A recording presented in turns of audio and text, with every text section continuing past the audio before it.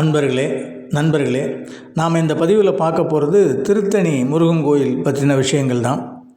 இப்போ நீங்கள் பார்க்குறது முதல் படி ஆரம்பமாகிற இடம், அது அந்த ஆர்ச்சு. இது கடைசி இடம், அதாவது தெப்பக்குளம். அதுக்கப்புறம் ஒரு பல படிகள் ஏறி போனதுக்கப்புறம் இந்த வலது பக்கம் பார்த்திங்களா, இந்த விநாயகர் கோயில் இருக்குது. ரொம்ப விசேஷமான விநாயகர் கோவில். ஏனென்றால் விநாயகருக்கு அருகிலேயே அவர் துணையோடு பக்தர்களுக்கு காட்சி தருகிறார். பாவாடை விநாயகர் ஆலயம். இந்த ஆலயத்திலிருந்து இடது பக்கம் பார்த்தா, அதாவது ஆலய திருப்பணிகள் எல்லாம் நடந்துக்கிட்டு இருக்கு. கோபுரம் கூட மறைக்கப்பட்டு திருப்பணிகள் நடக்கிறத நீங்கள் இப்போ பார்க்கலாம். இந்த கோபுரத்துக்கு வலப்பக்கம்தான் இந்த விநாயகர் ஆலயம், பாவாடை விநாயகர் ஆலயம். இந்த விநாயகர் ஆலயத்துக்கு பக்கத்தில் படிக்கட்டுகள் மேலே ஏறி போகிறதுக்கு இருக்குது. பக்தர்கள் எல்லாம் படிக்கட்டு மேலே ஏறி போகிறாங்க. அவர்கள் போகின்ற கொஞ்சம் தூரத்திலேருந்து எடுத்த இந்த பதிவு பாருங்கள். மத்தியானம் ஒரு 12 மணி வெயில், செருப்பே இல்லாமல் பக்தர்கள் எல்லாம் அந்த கஷ்டம் கொஞ்சம் கூட தெரியாமல் நடந்து முருகனை தரிசிக்கிறதுக்காக மேலே போகிறாங்க. இது வேறு ஒரு ஆங்கிளில் கோபுரம் எடுக்கப்பட்டிருக்கிறது. பக்தர்கள் அந்த நுழைவாயில் வழியாக உள்ளே வருகிறார்கள், கோவிலின் உள்ளே வருகிறார்கள். அதாவது சாதாரண நாளுக்கு அன்றைக்கி கூட்டத்தை பாருங்கள். மத்தியானம் வெயில், அதுவும் கோடைக்காலம், அதாவது ஜூலை மாதம்.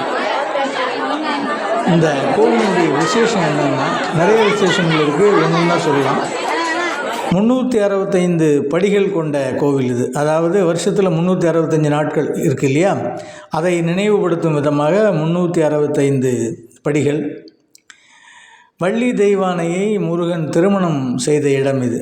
2வது சிறப்பான விஷயம். 3வது சிறப்பான விஷயம், அசுரன் சூரபத்மனை வதம் செய்துவிட்டு கோபமும் சினமும் தணிந்த இடமாக இது விளங்குகிறது. ஸோ தணிந்த கோபம் தணிந்த இடம் தணிகை மலையாகியது. தணிகை மலை திருத்தணி மலையாகியது. கடல் மட்டத்திலிருந்து 700 அடி உயரத்தில் இருக்கக்கூடிய ஒரு சிறிய குன்று இது. முருகனின் அறுபடை வீட்டில் இது 5ஆம் படை வீடு.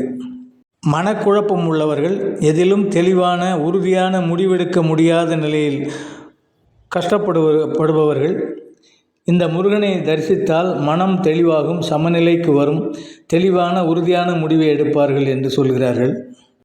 நானும் மன தெளிவுக்காகத்தான் முருகனை தரிசிக்க வந்தேன்.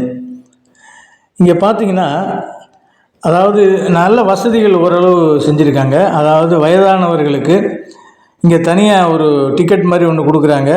ஒரு சில பேர் சேர்ந்த உடனே அவங்கள கூட்டிகிட்டு போய் இங்கே பாருங்கள், அந்த கூட்டத்திலிருந்து விலக்கி தனியாக இங்கே கூட்டிகிட்டு வந்து மேலே அழகாக கஷ்டமே இல்லாமல் இந்த வழியாக உள்ளே போய் முருகனை ஈஸியாக தரிசனம் பண்ணுற மாதிரி, 5 நிமிஷத்துக்குள்ளே தரிசனம் பண்ணுற மாதிரி வழிவகை பண்ணியிருக்காங்க.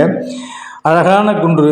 பின்னாடி பாருங்கள், நீர்நிலை ரொம்ப அழகான குன்று. வெயிலே இவ்வளோ அழகாக இருக்குன்னா, மழைக்காலங்களில், அதாவது ஈவினிங் நேரங்களில் ரொம்ப அழகாக இருக்கும் பார்க்குறதுக்கு.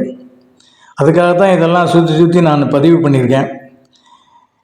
இது வெளியே போகும் வழி, அதாவது 5ஆம் படை முருகன் திருத்தணிகை மலை முருகனை தரிசித்துவிட்டு வெளியே வரும் வழி இது. நண்பர்களே, வள்ளி தெய்வானையோடு வீற்றிருக்கும் முருகப்பெருமானை தரிசிக்க திருத்தணி வாருங்கள். முருகனுடைய அருளாசியை பெறுங்கள். நன்றி, வணக்கம். சேனலை சப்ஸ்கிரைப் பண்ணாதவங்க சப்ஸ்கிரைப் பண்ணுங்கள்.